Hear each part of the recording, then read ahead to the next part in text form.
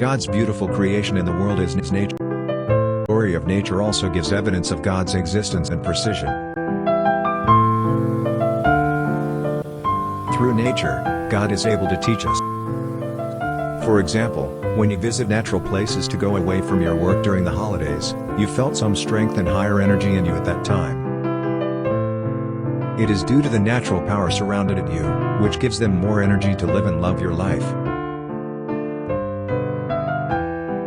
After visiting some natural places, it is always happening with us. So the natural things like trees, ocean, birds, sky, rain, cloud, sunrise, sunset, natural disasters, mountains, and flowers teach powerful lessons to us. Nature teaches us some important life lessons that we should learn from them. The first life lesson is to be humble. The second lesson is that be beautiful and simple. Everything in nature is beautiful and simple, so we should be as beautiful and simple as nature. To keep growing. To be self-offering and selfless.